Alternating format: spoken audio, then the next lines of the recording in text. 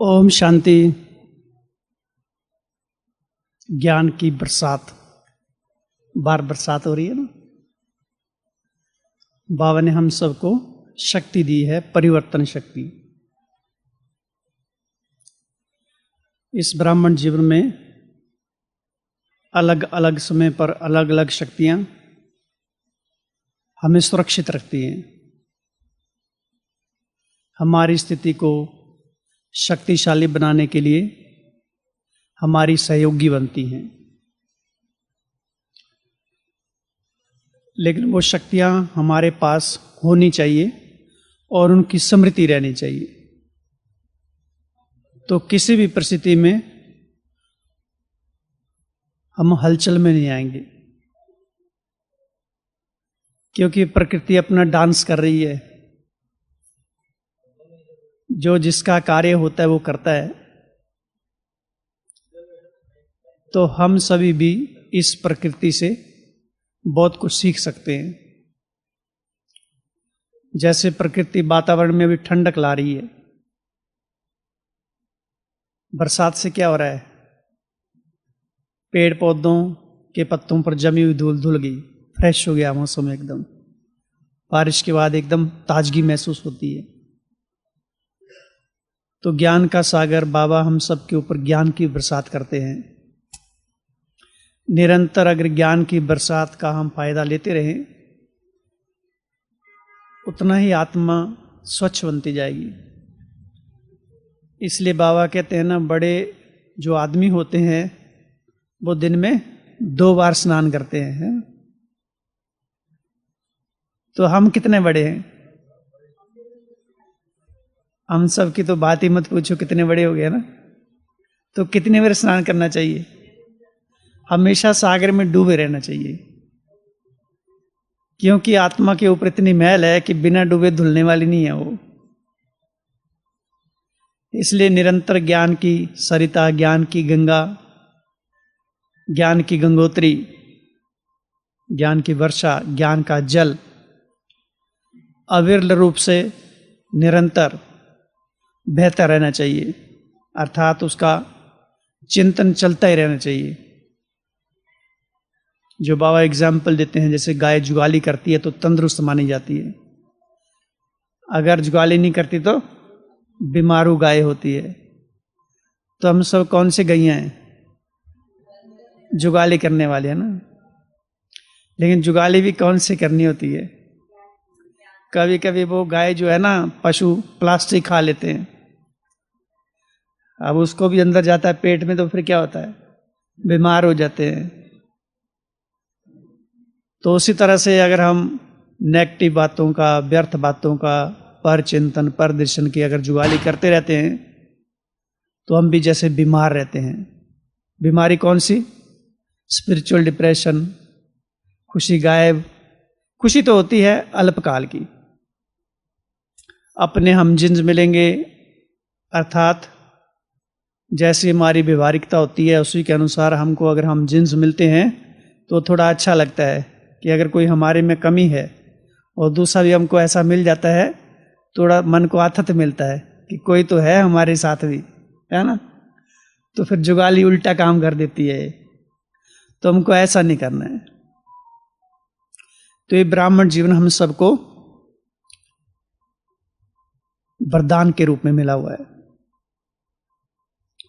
ब्राह्मणों को देवताएं भी नमन करते हैं। महाभारत या रामायण में कई सीन देखे होंगे ना। तो जब भले क्षत्रिय युद्ध करते हैं, लेकिन हैं तो मानव ही वो, तो देवताएं भी ऊपर से देखते थे उनको। कोई वरदान देते थे, कोई रोकते थे। तो ब्राह्मण जीवन देवताओं से भी उत्तम जीवन है ये। ब्राह्मणों की महिमा अपरंपार है। ब्राह्मणों की लीला भी अपरंपार है। जैसे कहते हैं भगवान की लीला अपरंपार है, महिमा अपरंपार है। तो हम सभी उसी भगवान के बच्चे, ब्रह्मा कुमार, ब्रह्मा कुमारियां, ब्रह्मा मुख वंशावली, ब्राह्मण चोटी। तो हम सब आत्माओं की महिमा भी अपरंपार है, क्योंकि स्वयं भगवान हमारी महिमा करते हैं। किस लिए महिमा करते हैं? हमें सुधारने के लिए। और हमारे जो ओरिजिनल संस्कार हैं, ओरिजिनल जो हमारी नेचर है, ताकि हम उसका स्वरूप बन जाएं, वो हमको मेहनत ना करनी पड़े, नेचुरल नेचर बन जाए हमारी। जो बाबा के संस्कार है वो हमारे संस्कार नेचुरल स्वतः सूरत और सीरत से दिखाई देने चाहिए। आज की मुरली में था ना, सूरत, रूहानी सीरत और सूरत। सूरत क्या होती है, सीरत क्या होती है? सूरत तो ये चेहरा, शक्ल, और सीरत चलन। हमारी चलन कैसी है, अर्थात हमारे बोल कैसे हैं, हमारी दृष्टि कैसी है, संबंध संपर्क में, व्यवहारिकता में हम दूसरों से कैसा व्यवहार करते हैं, उसको सीरत कहा जाता है। तो हम ब्राह्मणों की सूरत और सीरत भगवान के समान होनी चाहिए। चाहिए नहीं, है ना सबकी, भगवान समान, बाप समान है ना सब बच्चे। एक होता है बनना है और दूसरा सोच लेना कि हैं। इसमें दोनों में क्या अंतर है? जब हम सोचते हैं बनना है तो एक दूरियां क्रिएट हो जाती हैं कि पता नहीं कब बनेंगे। फिर हम दूसरों को देखने लगते हैं, कोई तो बना नहीं है, दिखता ही नहीं है कोई भी बना हुआ, तो उसमें थोड़ी एक दूरियां बन जाती हैं। और जब सोच लेते हैं वो हैं हम, तो दूरियां खत्म। और जब हम सोच लेते हैं कि हम हैं, तो दूसरे भी वैसे ही हमको दिखाई देते हैं, क्योंकि हमने स्वयं की मानसिकता को बदल दिया। तो जैसी हमारी मानसिकता होगी वैसे हम सभी दिखाई देंगे। अगर स्वयं को हमने कमजोर रखा कि कहाँ बाबा के समान है, वो तो दिखाई नहीं देते लक्षण है, तो दूसरे भी हमको ऐसे देखेंगे। तभी तो मुख से निकलेगा कौन बना है, कोई तो बना नहीं दिखता है, कोई लक्षण तो दिखाई नहीं दे रहा है। तो ये सब चीजें हलचल के रूप में मन को तंग कर देती हैं, हलचल में ला देती हैं, मन अशांत हो जाता है। तो एक है कि सोचना है कि हम कौन है, बाप समान हैं। अब जब हम सोचेंगे तो स्वतः ही लक्षण हमारे में आने लगेंगे, क्योंकि बुद्धि फिर चलेगी, वो हमारा फिर चिंतन चलेगा। बाबा समान हैं तो कैसे हैं, तो बाबा कैसा है हमारा, उस पर चिंतन चलेगा। तो बाबा कैसा है? निरंकारी है, गोल गोल है, लाल लाल है, मीठा मीठा है, हाँ जी, प्यारा प्यारा है, रहम दिल है, और सर्व गुण और सर्व शक्तियों का सागर है, रहम का सागर है, और त्रिकालदर्शी है। तो ये सारे गुण शक्तियां स्वयं में आने लगेंगी और वो चिंतन हमारा धीरे धीरे बढ़ता जाएगा। और जितना हमारा चिंतन बढ़ता जाता है तो हमारी जो पुरानी स्मृतियां हैं, पुराने जो संस्कार हैं, वो स्वतः लोप हो जाएंगे, खत्म नहीं होते हैं, नीचे चले जाते हैं। क्योंकि अगर खत्म हो गए तो अगले कल्प में कहां से आएंगे फिर? तो विनाश होना अर्थात वो स्मृतियां हमारे से बहुत दूर चली जाती हैं, है ना। जैसे कई बार ज्ञान के पॉइंट याद ही नहीं आते हैं, पता नहीं कहाँ होते हैं, वो दूसरी बातें याद आती हैं। ऐसे ही पुराने संस्कार हमको याद ही नहीं आएंगे, वो ज्ञान का पलड़ा भारी हो जाएगा, दिव्य गुणों का पलड़ा भारी हो जाएगा, दिव्य संस्कार हमारे में वो झलकने लगेंगे। इसलिए बाबा कहते हैं फलक से कहो, क्या आज की मुरली में था, क्या कहो फलक से? फलक से कहो शांति। ऐसे अम्मी थे, अम्मी हैं, अम्मी बनेंगे तो कौन बनेगा, है ना। तो क्या बनेंगे? क्षत्रिय, देवता बनेंगे कि हैं? अभी अभी तो बोला गे गे नहीं करने का। तो हमारी जो बुद्धि ना वो खिसक जाती है एक सेकंड में। बाबा कहते पारे मिसले। तो हम क्या सोचना, अभी हम देवता हैं, है ना, ब्राह्मण हैं, फरिश्ता हैं, जो सोमान है। बाबा कहते हैं तुम्हारे तो सोमान है, लिस्ट बनाओ तो कितनी लंबी सूची तैयार हो जाती है, अनेका अनेक सोमान है। और जितना हम उसका चिंतन करते हैं तो नए नए सोमान मन बुद्धि को स्पर्श करते हैं, और उन सोमानों का स्पर्श होने से जैसे आत्मा शीतल हो जाती है एकदम, जैसे आत्मा के ऊपर प्यार बरसता है। जैसे माँ बच्चे को हाथ लगाती है तो कैसा अनुभव होता है? मातृ दिवस मनाते हैं ना, कौन सा दिन होता है मातृ दिवस? नहीं, माँ का दिवस कौन होता है? माँ दिवस होता है ना, हाँ, मदर डे कौन सा था, कौन सी तारीख को आता है? सेकंड संडे, मई महीने का सेकंड संडे। और महिला दिवस कब होता है? तो दोनों में क्या फर्क है?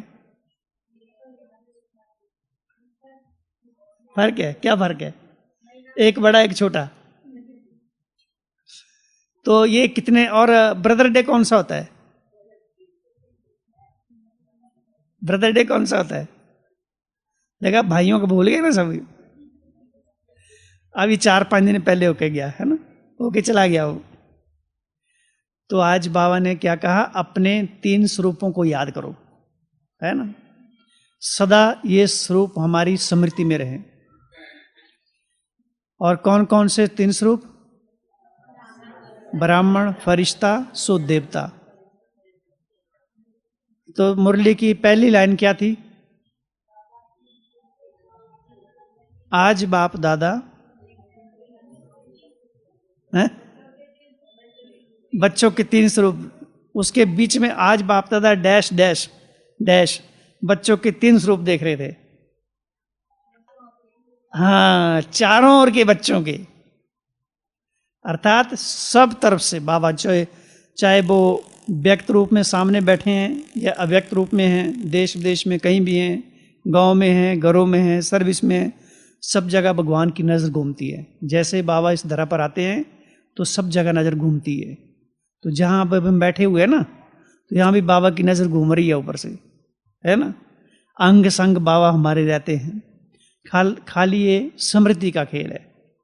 तो बाबा हमारे चारों ओर के बच्चों के 3 स्वरूप देखते हैं, ब्राह्मण सो फरिश्ता, फरिश्ता सो देवता। तो ब्राह्मण अर्थात क्या? सबसे पहले सर्वशक्ति संपन्न। सर्व शक्तियां होंगी तो माया जीत बनेंगे, और माया जीत ही विजयी बनेंगे। अब सर्व शक्तियां कौन कौन सी है? पहले शक्ति हमारे हाथ में होंगी तभी तो कहेंगे हम सर्व शक्ति हैं।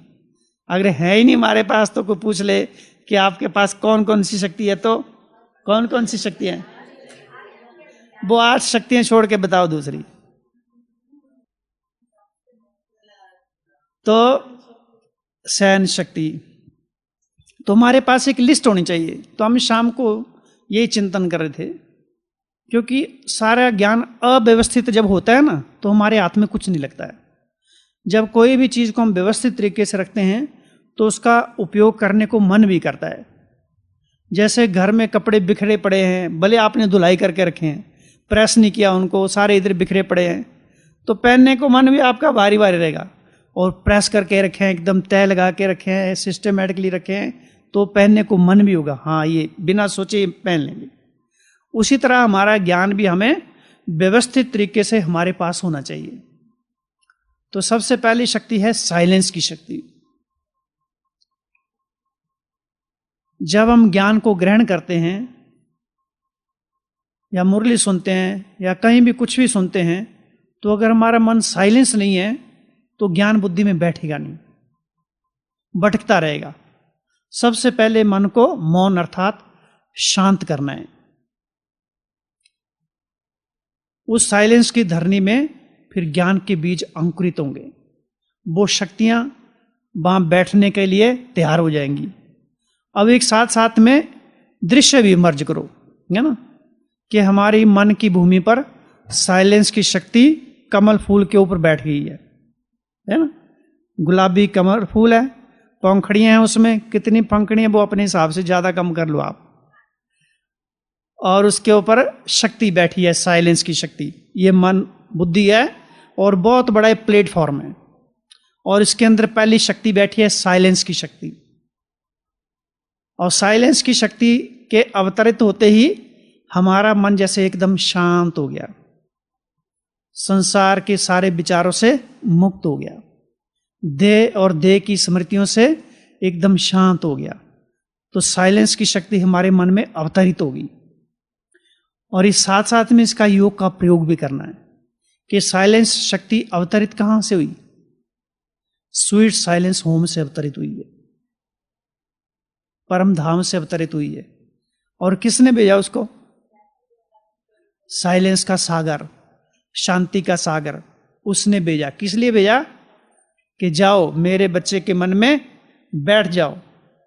उस मन को कैसा बनाना है?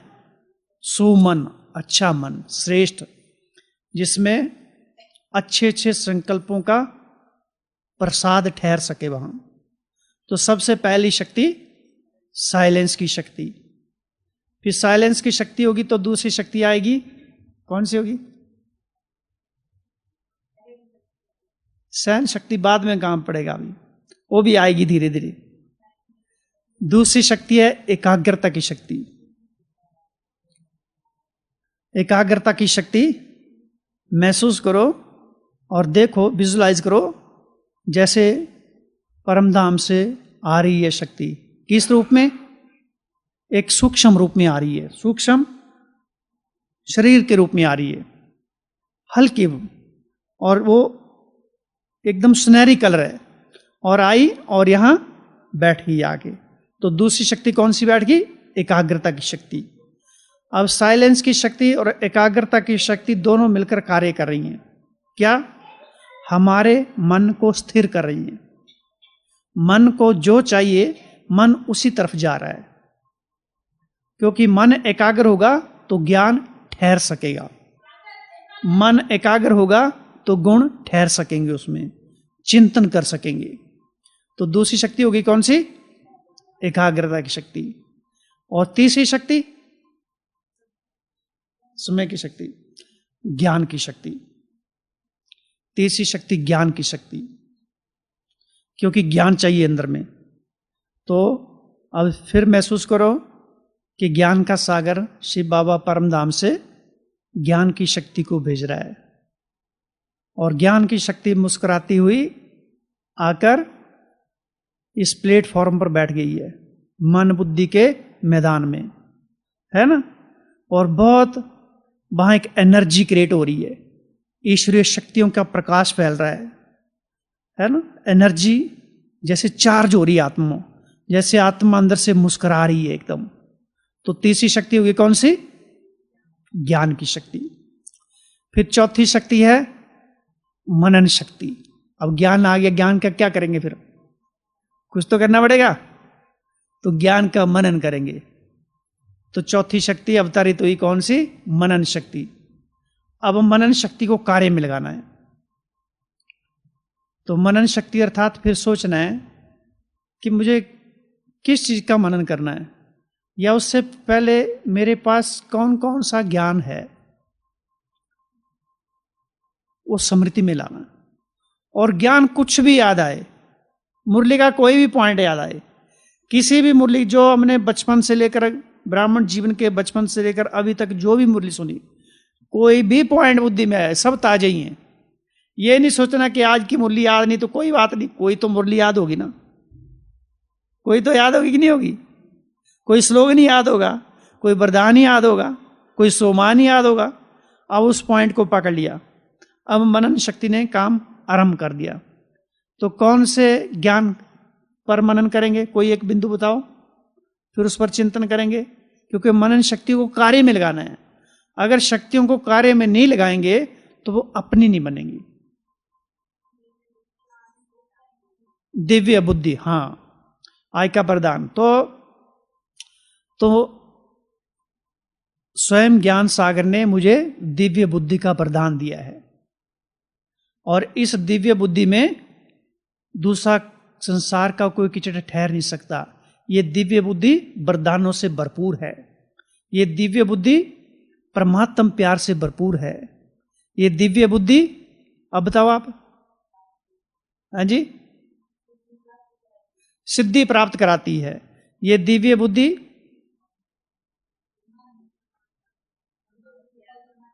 परमात्म प्यार का अनुभव कराने वाली है। ये दिव्य बुद्धि साक्षात्कार कराने वाली है। ये दिव्य बुद्धि विश्व की सेवा करने के लिए नए नए प्लान बनाने वाली है, और सकाश देने वाली है। हाँ, वेरी गुड। हाँ, बाप समान बनाने वाली है। हाँ, निराकार जो नहीं दिखता है, अदृश्य को देखने वाली है। ये दिव्य बुद्धि संसार की सब आत्माओं की बुद्धियों को भी खोलने वाली है। ये दिव्य बुद्धि संसार की जो आत्माएं जिनकी बुद्धि नहीं चलती है उनकी बुद्धि को चलाने के लिए शक्ति देने वाली है, क्योंकि स्वयं भगवान ने दी है।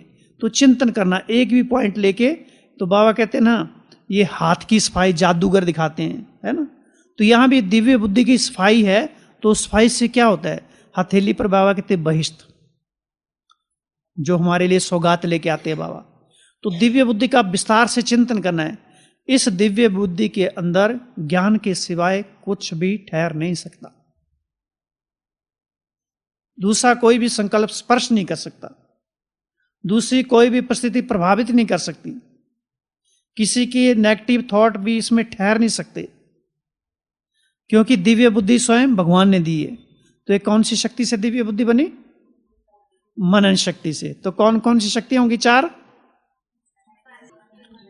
तो सबसे पहले साइलेंस की शक्ति, फिर दूसरा एकाग्रता की शक्ति, तीसरा ज्ञान की शक्ति, फिर चौथा मनन शक्ति। अच्छा, फिर उसके बाद कौन सी शक्ति होगी? मनन और चिंतन, ये दोनों बहनें इकट्ठी हैं,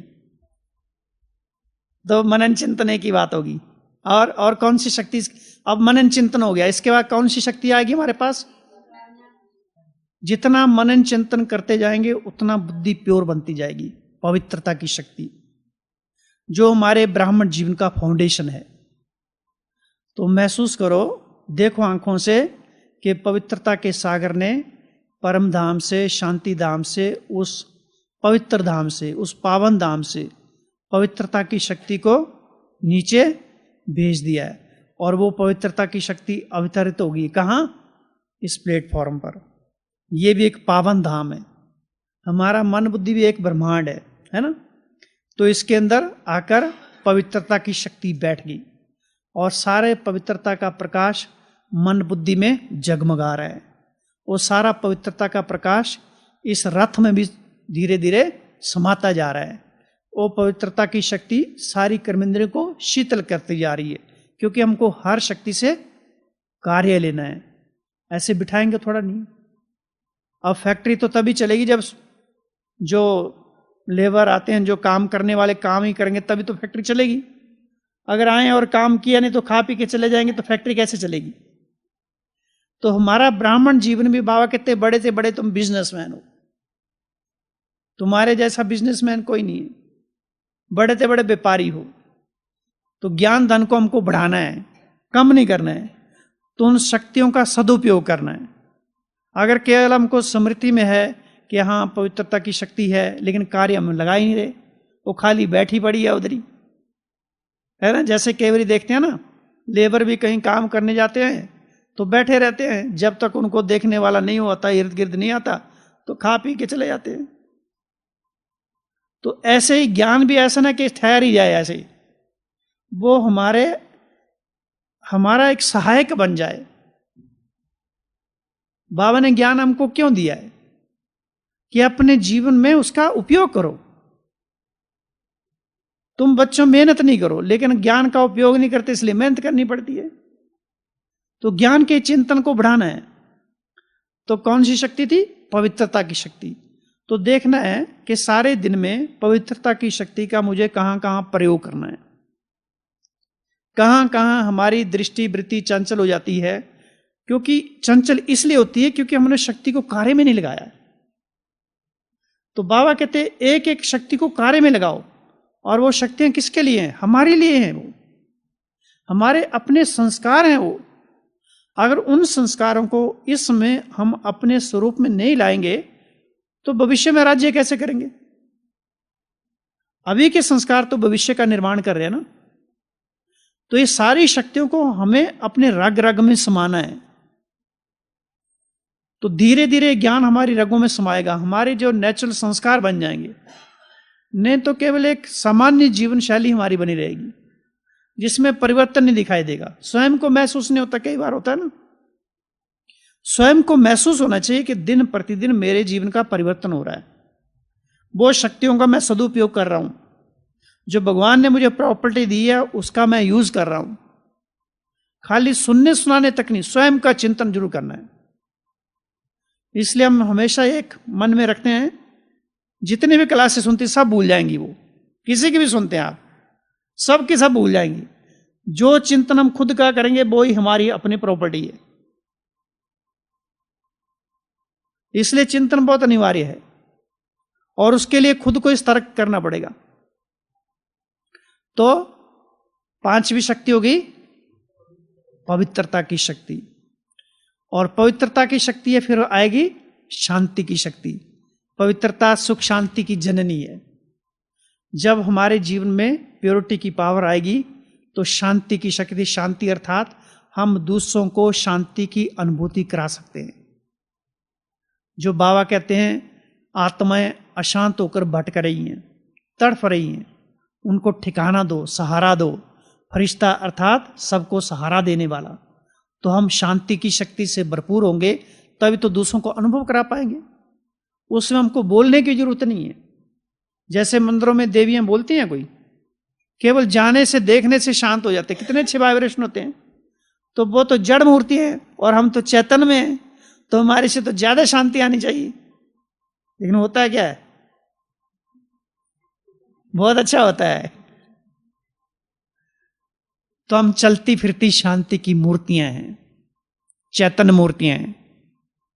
जो बाबा ने कहा ना, सूरत और सीरत से, रूहानी सूरत और सीरत से दिखाई देना चाहिए प्रैक्टिकल में। तो छठी शक्ति आ गई शांति की शक्ति। अब सातवीं शक्ति प्रेम की शक्ति, स्नेह। संसार में इस समय सबसे ज्यादा जरूरत किसकी है? स्नेह की है। स्नेह का जैसे अकाल पड़ा हुआ है ना। ज्ञान मार्ग में जब हम आते हैं तो सबसे ज्यादा हम सबको क्या मिलता है? स्नेह। ज्ञान तो कभी समझ में बहुत सालों बाद आता, अभी तक भी पूरा थोड़ा ज्ञान समझे हैं। बाबा ने बोला अंत तक आज 95% और 5% की बात कही ना।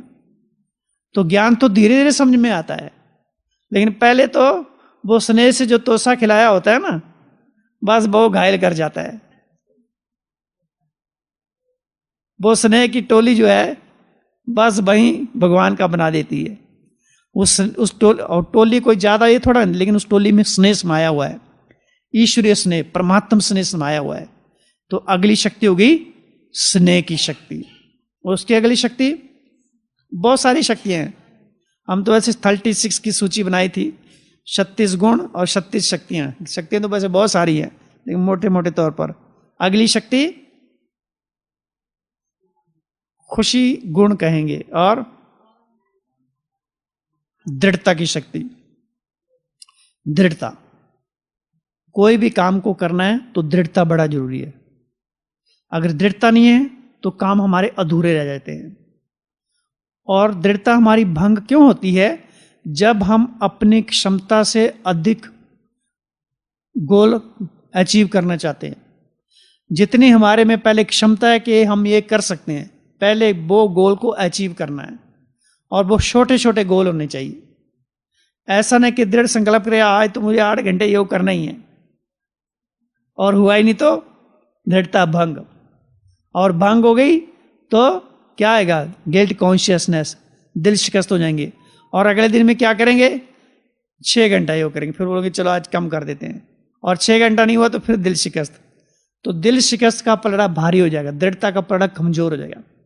इसलिए ज्ञान को समझना है अपनी क्षमता के अनुसार, अपने कार्य क्षेत्र के अनुसार, अपने परिवार को देखते हुए, सब चीजें देखते हुए हमको छोटे छोटे गोल बनाने हैं, ताकि हमारे जीवन से दूसरों को भी फायदा हो। हमारा जीवन केवल हमारे लिए नहीं है, संसार के लिए है। आज बाबा ने ताज दिया ना, कौन सा? जिम्मेवारी का ताज दिया है। तो हम जिम्मेवार आत्मा हैं। संसार के कल्याण की जिम्मेवारी का ताज स्वयं भगवान ने हम सबके सिर पर रखा है। तो कोई सोच समझ के रखा होगा ना, ऐसे थोड़ा नहीं रख दिया। तो हमारे में वो क्षमता है, लेकिन उस क्षमता को विकसित करने के लिए हमारी समझ भी वैसी होनी चाहिए। अंधश्रद्धावश नहीं करना, ब्लाइंडली नहीं कुछ भी करना है, पूरी समझ के साथ, अंडरस्टैंडिंग के साथ। तो कौन सी शक्ति? दृढ़ता की शक्ति। तो दृढ़ता को कहां कहां उपयोग में लाएंगे? खुद को परिवर्तन करने में। और हाँ, खुद को ही परिवर्तन करने में सारे दिन में कहाँ कहाँ उपयोग लाएंगे, जो प्रैक्टिकल में हो। अमृत वेले से, और नहीं, वो थोड़ा कर्मों में आनी चाहिए। कहाँ? हाँ, एक बोल में, कि आज मुझे ऐसा वैसा बोल नहीं बोलना है, या अनावश्यक बोल नहीं बोलनी है। हाँ, गुस्सा नहीं करना। गुस्सा करते नहीं है, हो आ जाता है वो, लेकिन करना नहीं है, आने नहीं देना उसको।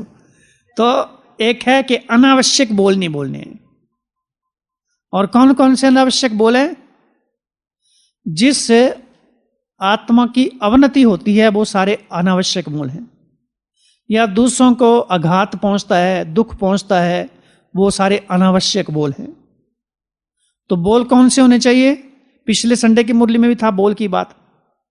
संकल्प, समय, संकल्प, बोल, तीन मुख्य बाबा ने सारा उन पर हम सबको शक्तिशाली बनाया। तो बोल हमारे कैसे होने चाहिए? वरदानी बोल, शक्तिशाली बोल, कम बोल, धीरे बोल, मीठे बोल, उमंग उत्साह के बोल, सोच समझ के बोल, तोल मोल के बोल, और नहीं बोलो तो सबसे अच्छा है। तो हमारा बोल भी बहुत काम करता है। ये बोलने की भी एक शक्ति है, पावर है। ये मौन रहना आसान है, लेकिन कंट्रोल स्पीच वो मेहनत है। मौन रहना गोल्डन है, कंट्रोल स्पीच डायमंड है। जहां हमको बोलना चाहिए वहां हम यथार्थ, युक्ति युक्त, योग युक्त, सार युक्त, कल्याणकारी बोल बोलें, तो वो जैसे वरदानी बोल हैं। हमारे मुख से कभी भी कटाक्ष भरे या किसी को दुख देने वाले बोल नहीं निकलने चाहिए। कई बार होता है, सामने वाले बोल देते हैं ऐसे, लेकिन बोल में जो वाइब्रेशन है ना, सामने वाले को पता तो चल जाता है एक किस तरीके से बोल रहा है, हमारे कल्याण के लिए बोल रहा है या सीधा हमारे पर कटाक्ष कर रहा है। वाइब्रेशन कैच हो जाते हैं वो, क्योंकि बोल में वाइब्रेशन भरे हैं। तो अभी शेष शक्तियों के वाइब्रेशन हमारे बोल में भर गई। कौन कौन सी शेष शक्तियों के? शेष होगी सात शक्तियां। आठ हो गई। हाँ, तो साइलेंस पावर, एकाग्रता की शक्ति, ज्ञान की शक्ति, मनन शक्ति, पवित्रता की शक्ति, शांति की शक्ति, दृढ़ता की शक्ति, प्रेम की शक्ति, है ना। तो ये होगी 8 शक्तियां। अब और कौन सी शक्ति है? बहुत शक्तियां अभी तक तो पड़ी है। संतुष्टता, और तो इतनी सारी शक्तियां हैं। तन की भी शक्ति है। तन भी हमारा, बाबा ने बोला ना, एक मुरली थी, तन मन धन, ये भी शक्तियां हैं। अगर तन हमारा ठीक नहीं है तो कुछ नहीं कर पाएंगे। इसलिए तन को भी शक्तिशाली बनाने की समझ चाहिए। तो ये साथ साथ में ऊपर बिठाते जा रहे हो कि ना, कि केवल 4 ही बिठाई थी, बाकी नहीं अवतरित हुई, क्योंकि बुद्धि खिसक जाती है। यही तो कला हमको सीखनी चाहिए। भले सामने वाला सुनाने वाला भूल जाए, लेकिन खुद नहीं भूलने का है। तो 8 शक्तियां अंदर में बैठी अपना काम कर रही हैं। अब वो 8 शक्तियां हमारे तन को शक्तिशाली बनाने के लिए हमें समझ दे रही हैं कि हमें कसरत करनी है, प्राणायाम करना है, भोजन पर थोड़ा ध्यान रखना है, सैर करनी है। ये शरीर के लिए जैसे वो शक्ति हमको प्रेरित कर रही हैं, क्योंकि सारा काम स्वयं के ऊपर करना है। स्वयं पर काम करेंगे तो दूसरों को अनुभव करा सकेंगे। अगर स्वयं ही अनुभव नहीं करेंगे तो दूसरों को अनुभव कैसे कराएंगे? और तन को तंदुरुस्त रखना ये सबसे बड़ी कला है। ज्ञान सुनना सुनाना फिर भी आसान है, लेकिन तन को तंदुरुस्त रखना, क्योंकि जब सामने गुलाब जामुन आ जाता है तो कंट्रोलिंग पावर, रूलिंग पावर गायब हो जाती है ना। तो शक्तियां स्वयं ही काम करती रहें। ये चीजें तो आती रहेंगी जीवन में, लेकिन अपने शरीर को तंदुरुस्त रखने की भी कला सीखनी है, क्योंकि बहुत अमूल्य तन है ये। तो तन की शक्ति। दूसरा है मनसा शक्ति को हम अगर जोड़ेंगे तो है वो संकल्प की शक्ति। हमारा एक एक संकल्प ऐसा होना चाहिए जो स्वर्णिम अक्षरों में लिख सके। और बाबा ने तो मुरली में कहा है, तुम्हारे संकल्प ऐसे होने चाहिए जो भगवान को भोग लगा सके उन संकल्पों को। कितने बड़े महावाक्य हैं। एक एक संकल्प हमारा भगवान के ऊपर अर्पित हो सके। दूसरा, ब्रह्मा भोजनम खिला रहे हैं, बाबा को भोग लगा रहे हैं, और संकल्प हमारे ऐसे वैसे हैं। 24 घंटे हमारा चेहरा बिगड़ा हुआ है, लड़ाई झगड़ा कर रहे हैं और बाबा को भोग लगा रहे हैं। बाबा स्वीकार करेगा उसको?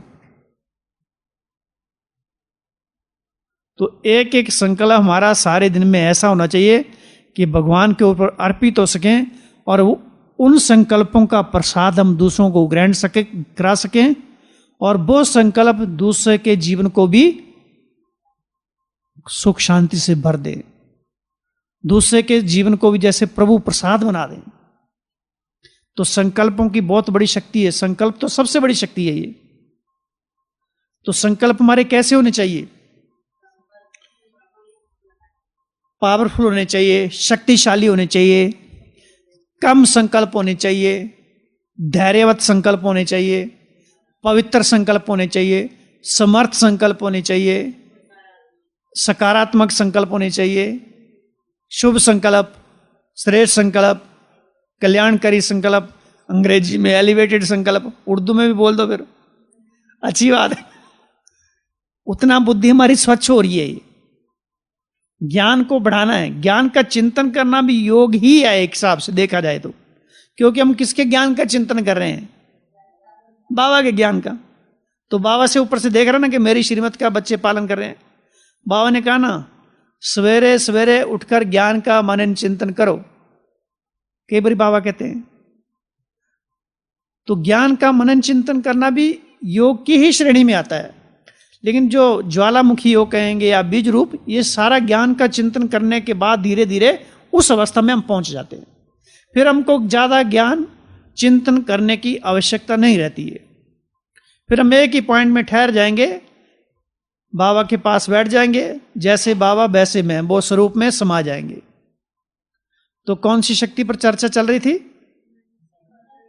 संकल्प शक्ति। और कौन सी शक्ति है? ऐसे बहुत सारी शक्तियां, शक्ति लिखी बहुत सारी रहेंगी, फिर मुरली रह जाएगी। तो बाबा कहते हैं ब्राह्मण अर्थात सर्वशक्ति संपन्न। तो शक्तियों की लिस्ट बनानी है, सबको अपनी अपनी शक्तियां तैयार करनी है, और वो सारी की सारी याद करनी है। जैसे छोटा बच्चा कैसे याद करता है, ऐसे हम भगवान के बच्चे हैं। आज ज्ञान सौर में कॉन्फ्रेंस चल रही ज्यूरिस्ट विंग की है ना, तो वहाँ बड़े बड़े जजेस आए हुए हैं। तो सूरज भाई क्लास करा रहे थे। अब जय तो बड़े इंटेलेक्चुअल होते हैं, बहुत बुद्धिमान होते हैं।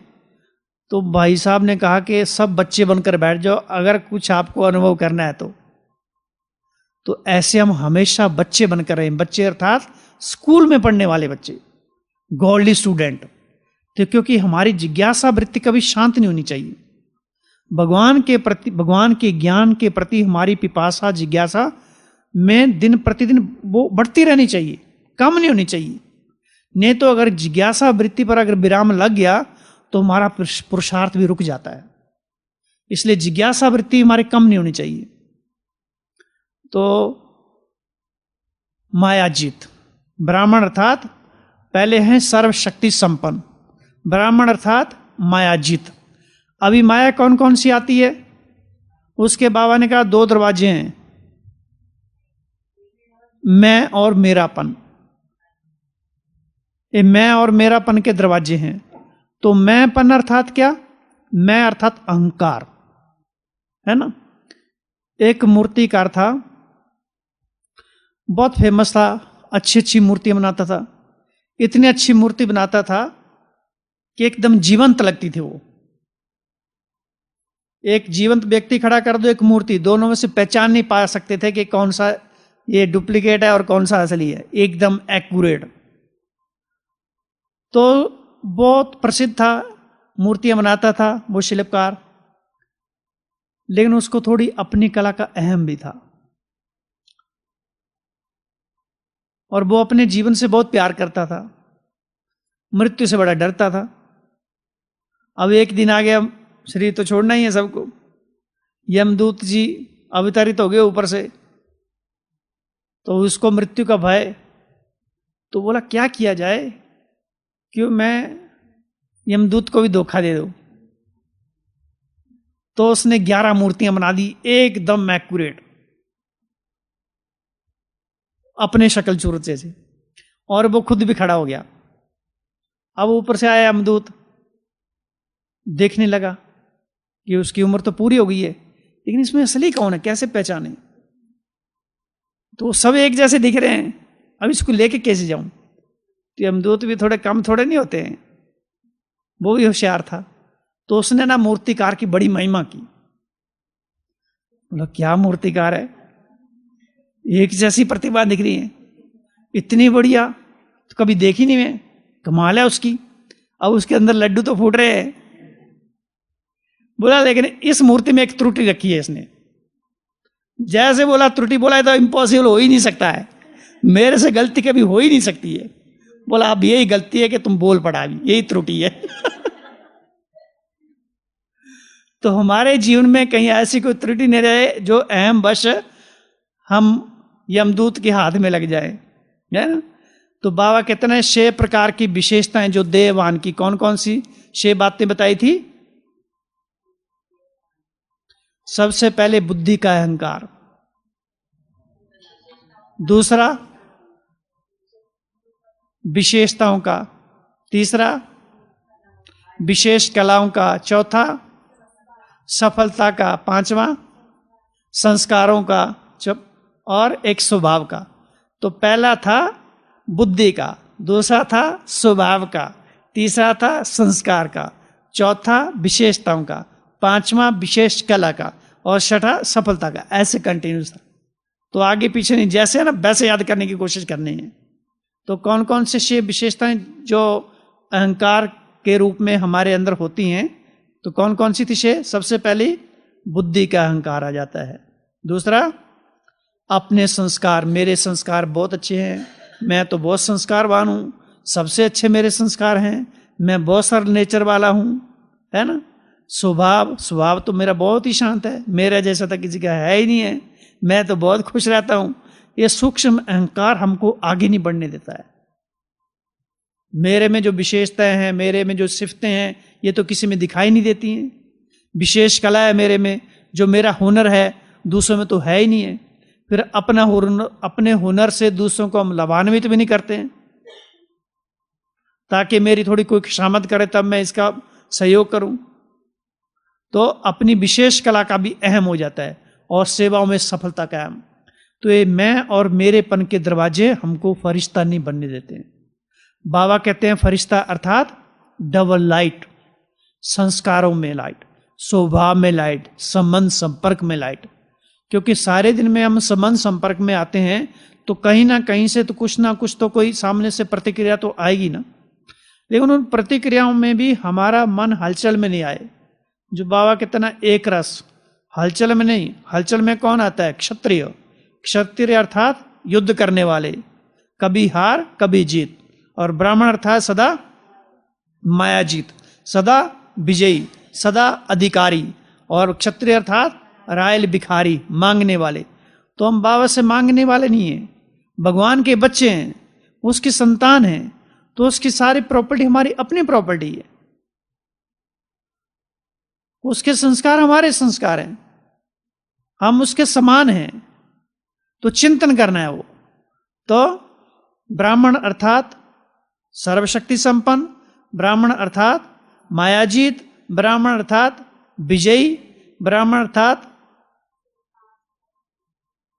ने एक चौथा भी बोला ना, मैं और मेरेपन से मुक्त, और अधिकारी। अधिकारी हैं। और ब्राह्मण अर्थात 3 चीजें, ट्रिपल टी। कौन कौन सी? ताज, तख्त और तिलकदारी। तो बाबा ने हम सबको कौन सा ताज दिया है? जिम्मेवारियों का ताज। अगर हमको ये याद रहता है कि भगवान ने हमारे सिर पर विश्व कल्याण की जिम्मेवारी का ताज रखा है, तो हमें फुर्सत कहाँ होगी व्यर्थ में जाने की। तो दिन में थोड़ा सा भी टाइम मिलता ना, इमर्ज करना है।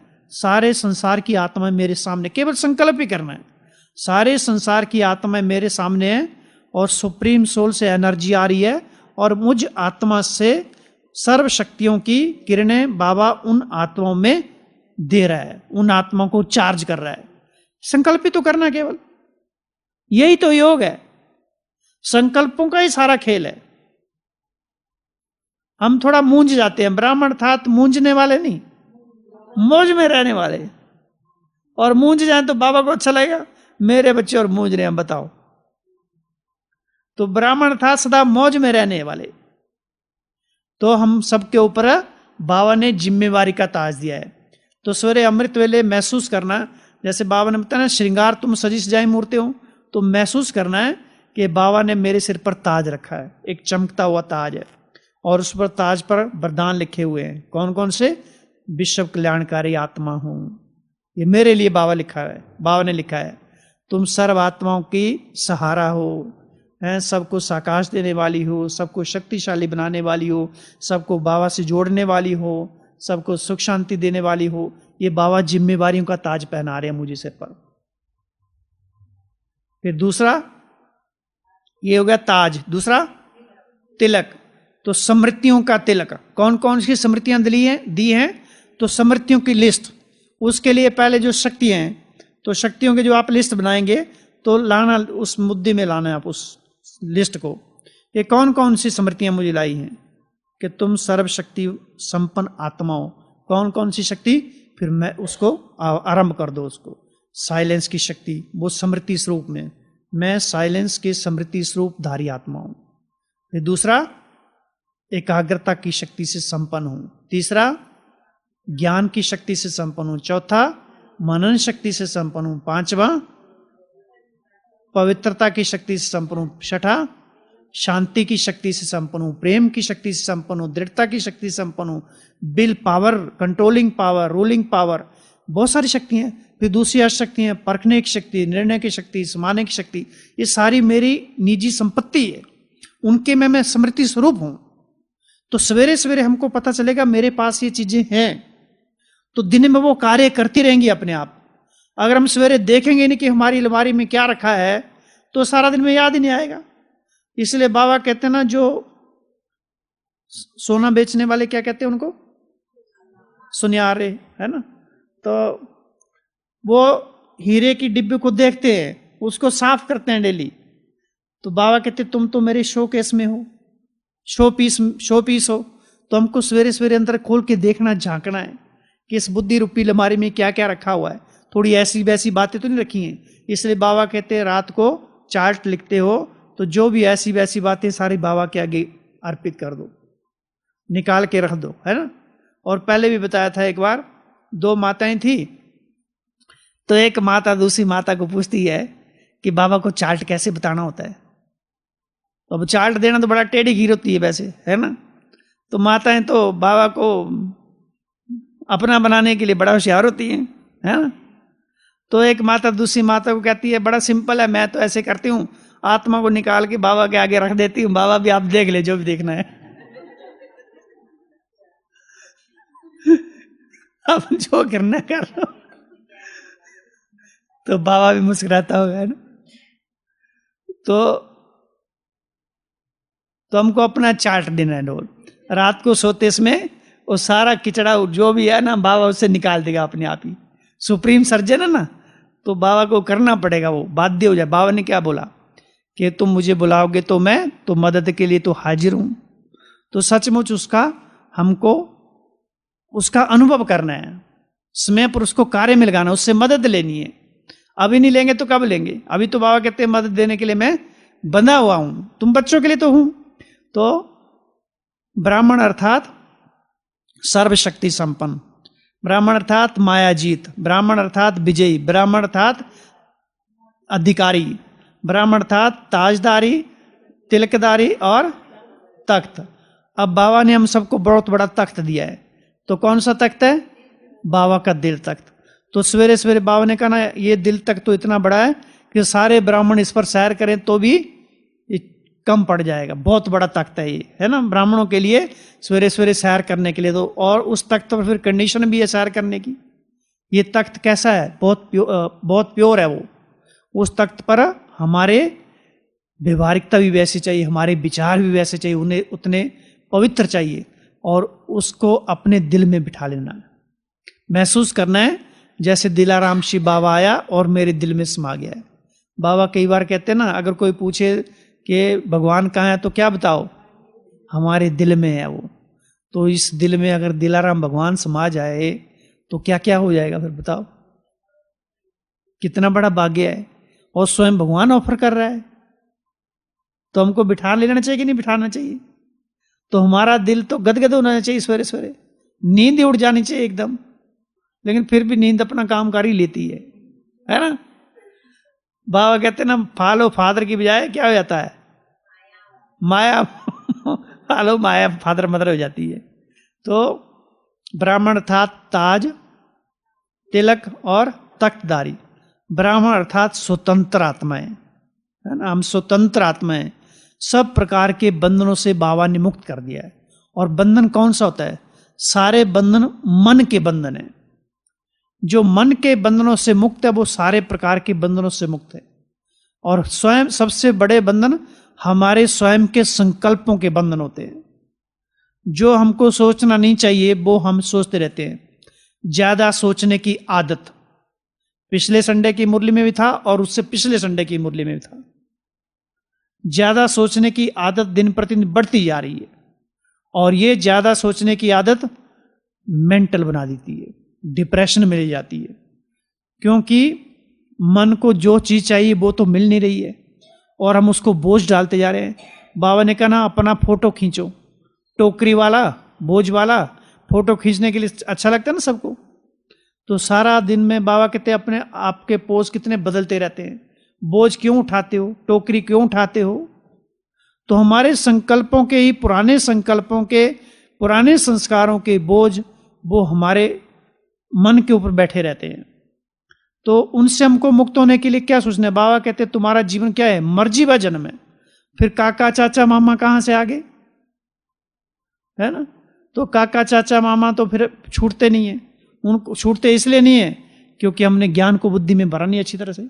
फिर जब समय पर मदद की बात आती है तो फिर भगवान की मदद के बजाय काका चाचा मामा याद आते हैं, क्योंकि लंबे समय से हमारी मोह की रगें अभी भी उनसे जुटी हुई है।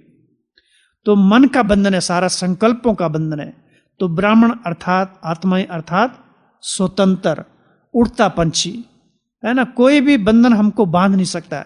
केवल ईश्वरीय सेवाओं के बंधन में स्वयं को बांध लो तो संसार के सभी बंधनों से मुक्त हो जाएंगे। बाबा के महावाक्य हैं कि स्वयं को ईश्वरीय सेवा के बंधन में बांध दो तो बाकी सब बंधनों से मुक्त हो जाएंगे, उड़ता पंछी बन जाएंगे।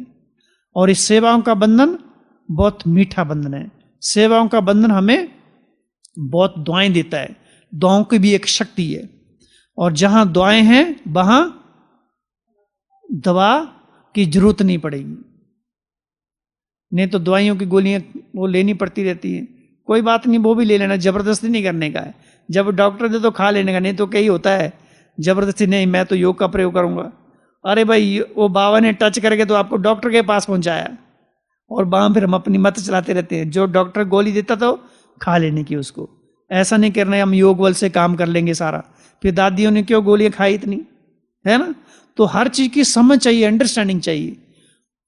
तो दुआएं हमको ऐसा है कि बीमारियों में हमको वो फीलिंग नहीं आएगी, वो दुख दर्द नहीं होगा, हम उपराम रहेंगे। वो गोली अपना काम करती रहेगी और हमारी दुआएं अपना काम करती रहेंगी। तो ब्राह्मण अर्थात स्वतंत्र आत्माएं और फरिश्ता अर्थात डबल लाइट हल्के, क्या क्यों में नहीं तो पता नहीं ऐसे है वैसे है, ये फरिश्ता नहीं बनने देती ये बातें। तो हमें सदा अपने स्वरूप में स्थित रहना है। फरिश्ता अर्थात मैसेज देने वाले, आया संदेश दिया और उड़े गए। फरिश्ता अर्थात मेहमान, मेहमान की तरह। मेहमान जहां जाता है तो उसको अटैचमेंट नहीं होती उससे, उसको पता मुझे जाना है। तो हम भी थोड़े समय के लिए इस धरा पर मेहमान बनकर अवतरित हुए मैसेज देने के लिए। और फरिश्ता अर्थात सबको सहारा देने वाले, सबके सहारे दाता। तो क्या ये लक्षण सारे हमारे में हैं? लक्ष्य और लक्षण समान, ये भी बातें थी ना मुरली में। लक्ष्य और लक्षण समान। बाबा ने कहा अपने ज्ञान के दर्पण में देखो कि मेरे में सारे लक्षण हैं कि नहीं है। आज की मुरली में आईना दिया ना बाबा ने, और क्या क्या दिया, और शस्त्र दिए। कौन कौन से शस्त्र दिए? ये सारा ज्ञान ही शस्त्र है। तो समय पर बाबा कहते इस शस्त्र को प्रयोग में लाओ। शस्त्र है, दुश्मन आ जाए और पता है शस्त्र है लेकिन चलाने की कला नहीं है, तो होते हुए भी शस्त्र का कोई फायदा नहीं है उसका। तो हमारे पास धारदार संकल्पों के शस्त्र होने चाहिए। एक एक संकल्प पूरा धारदार होना चाहिए। इतना धारदार, कोई भी नेगेटिव संकल्प आए तो हमारा संकल्प काट दे, उसको एकदम खत्म कर दे, नष्ट कर दे। दोबारा वो संकल्प हमारे पास आने की हिम्मत ना करे। इतने शक्तिशाली संकल्प, बलशाली संकल्प, समर्थ संकल्प, ताकतवर संकल्प, वरदानी संकल्प होने चाहिए। तो लंबे समय से ज्ञान का चिंतन करने से हमारे संकल्प जो ना धारदार हो जाते हैं, एकदम तीखे हो जाते हैं। इसलिए तीखी रेस पहन सकते हैं। तो क्या करना है फिर? संकल्पों को धारदार बनाना है। और क्या बाबा ने कहा मुरली में आज? हाँ, सेवा के लिए जा रहे हैं, उमंग उत्साह का खजाना भरकर जा रहे हैं सबको बांटने के लिए। तीसरी बात थी न्यारा और प्यारा। हाँ, इसका बैलेंस चाहिए, कभी न्यारे ज्यादा कभी प्यारे ज्यादा, लेकिन दोनों का बैलेंस चाहिए।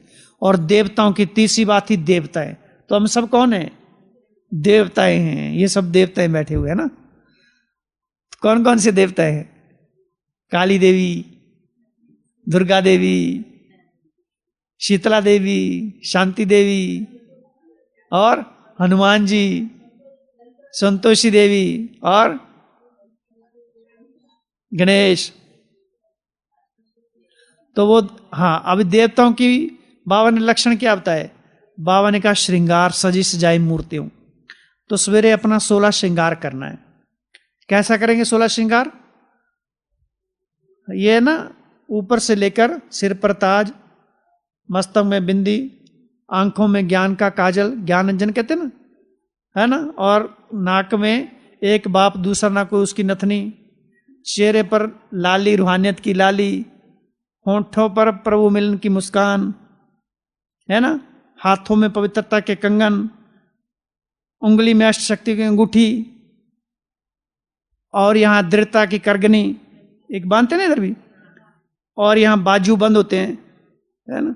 तो ये श्रृंगार अपने आप ही 16 श्रृंगार करने हैं, अपने तरीके से उसका चिंतन करना। इसलिए बताया ना, जो हम खुद करेंगे वो ही हमारी अपनी प्रॉपर्टी है, बाकी ये तो सारा भूल जाता है। पिछले संडे को सुनाओ, क्या सुनाया था? कोई तो थे ना इधर, भूल जाता है ना। 3 बिंदी लगाना। और तो क्या बिंदियां कैसे लगाई थी? 3 बाप बिंदी, मैं बिंदी, ड्रामा बिंदी। तो मैं बिंदी अर्थात क्या? कौन सी आत्मा? और मैं छोटी सी आत्मा हूं, लाल आत्मा हूं, मुस्कुराती हुई आत्मा हूं। ऐसे अलग से चिंतन करना है। जो हम सबका सुनते ना उसके हट के चिंतन करना है। जितना भी सुना उससे हट के चिंतन करने का, तो मजा आएगा। नहीं तो जो सब सुनते सुना सुनाया चिंतन करते हैं, मजा नहीं आता उसमें।